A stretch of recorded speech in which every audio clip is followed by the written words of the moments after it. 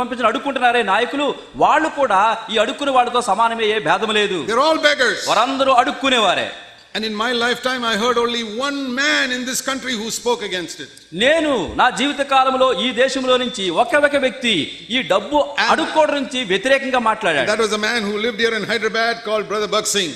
ఆ వ్యక్తి ఈ హైదరాబాద్ లో నివసించాడు, మరెవరో కాదు, సహోదరుడు Bakht Singh. He was the only man who had the courage to say these are all beggars. కనుక ఆయనకు ఒక్కడికే ధైర్యం ఉంది, డబ్బులు అడుక్కునే వారందరినీ కూడా ఈ క్రైస్తవుని పిలిచి చెప్పాడు, వీళ్ళు భిక్షకులు అడుక్కునేవారని చెప్పాడు. I thank God when I was 23 years old I got to know this man of God. దేవునికి స్తోత్రము, నేను 23 సంవత్సరాల వయసు ఉన్నప్పుడు ఈ గొప్ప దైవజనుడిని నేను తెలుసుకోగలిగాను. And the thing that challenged me about his life was his attitude to money. నిజానికి అతని జీవితంలో నాకు సవాలు విసిరింది ఏంటయ్యా అంటే డబ్బు విషయంలో ఆయన ప్రవర్తించిన ప్రవర్తన విధానమే. But in my entire life I've never heard any other Indian who speaks like him like about these beggars. Bakht Singh వలే మాట్లాడి ఖండించినట్టు మరొక మరి ఏ భక్తుడు కూడా భారతదేశంలో ఆ జీవితంలో ఎంతవరకు కనపడలేదు. He was a prophet of God, but we hardly have any prophets in India today. నిజానికి ఈ భక్త్ సింగ్ గారి ఖచ్చితంగా దేవుని యొక్క ప్రవక్త, కానీ మనకు భారతదేశం యొక్క ప్రవక్త ఎవరు లేరు. Multitudes of beggars but hardly any prophets. మరి విస్తారమైనటువంటి గుంపులు కొనిది ఆ యొక్క భిక్షకులు ఉంటున్నారు, కానీ దేవుని యొక్క ప్రవక్తలుగా ఎవరు లేరు. Beggars on television, beggars in Christian organizations. క్రైస్తవ సంస్థల్లో భిక్షకులు ఉంటున్నారు, టెలివిజన్ లో అడుక్కునే వారు ఉంటున్నారు.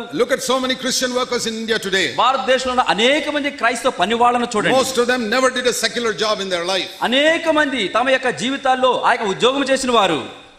And they have come into Christian work and they earn 10 times what they would have earned if they were doing a secular job. ఒకవేళ వారు ఉద్యోగం చేసి ఉంటే సంపాదించిన కంటే కూడా క్రైస్తవ సేవ చేయడంలో 10 రెట్లు 100 రెట్లు ఎక్కువ సంపాదించేస్తున్నారు. Did Jesus earn more by coming to the earth from heaven, or did he earn less? పరలోకంలో సమస్తాన్ని విడిచి భూమికి వచ్చిన తర్వాత యేసు ప్రభు అక్కడికంటే ఎక్కువ సంపాదించుకున్నాడా, పోగొట్టుకున్నాడా? Paul's father was a rich businessman in Tarsus. మరి తార్సులో చూసినట్లయితే పౌలు యొక్క తండ్రి గొప్ప వ్యాపారవేత్త. He could have gone back to done his and continued his father's business as a Christian businessman. నిజానికి అతను తండ్రి దగ్గరికి వెళ్ళిపోయి మరి క్రైస్తవుడు చేసే పని కంటే కూడా ఎక్కువ డబ్బు సంపాదించుండేవాడు తండ్రి. But he served the Lord. అయినప్పటికీ అన్ని విడిచి పౌలు దేవుని సేవించాడు. Did he earn more by serving the Lord or less?